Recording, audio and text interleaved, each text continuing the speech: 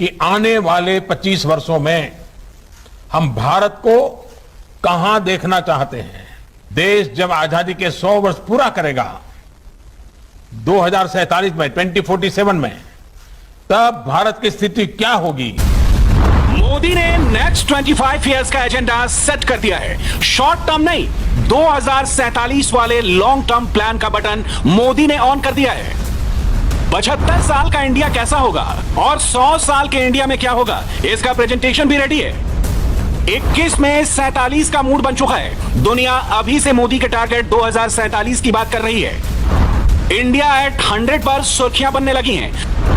2047 का नया भारत अभी से ट्रेंड सेट करने लगा है। जिसके मन में यह सवाल है कि 2047 का इंडिया कैसा होगा, उसका जवाब आज मोदी ने दिया है।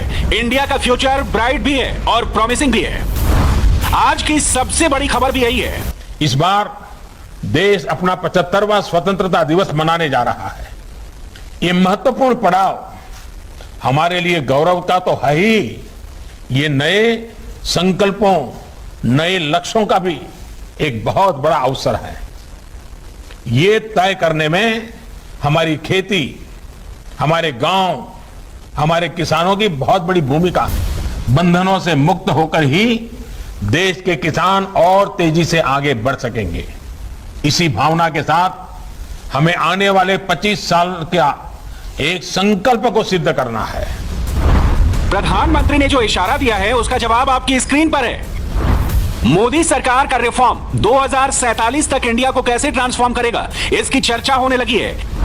क्या अमेरिका और क्या चीन नेक्स्ट 25 इयर्स में इंडिया ही लेगा सबसे बड़ी लीड। ये बात सही है कि कोरोना की दूसरी लहर के चलते आईएमएफ ने इस साल भारत की विकास दर 9.5% रहने का अनुमान जताया है, जबकि पहले यह अनुमान 12.5% का था। मगर इसमें एक पॉजिटिव साइन ये भी है कि भारत अभी भी दुनिया का इकलौता ऐसा देश है जो फास्टेस्ट ग्रोइंग लार्ज इकोनॉमी है। और द लैंसेट की रिपोर्ट के आधार पर 2047 के इंडिया की बात करें तो 2050 तक भारत, चीन और अमेरिका के बाद तीसरी सबसे बड़ी अर्थव्यवस्था बन जाएगा। प्राइस वाटर हाउस कूपर्स के द वर्ल्ड इन 2050 के आंकड़ों से कुछ और इंटरेस्टिंग फैक्ट्स पता चलते हैं। इकोनॉमिक फ्रंट पर पीडब्ल्यूसी का प्रोजेक्शन ये कहता है कि 2050 आते आते दुनिया में इमर्जिंग मार्केट वाली आर्थिक ताकतों का बोलबाला रहेगा।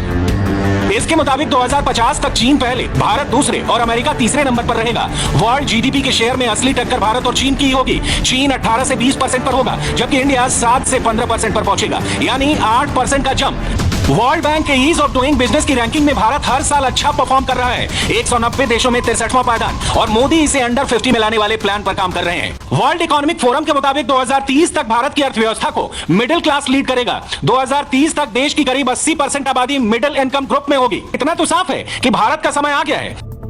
भारत 1991 के अभाव वाले समय से निकलकर 2021 में आत्मनिर्भरता वाली स्थिति में आ गया है। इंडियन इकोनॉमी आज दुनिया की 5वीं सबसे बड़ी इकोनॉमी है। 2051 तक भारत आर्थिक रूप से संपन्न देशों में शामिल हो जाएगा।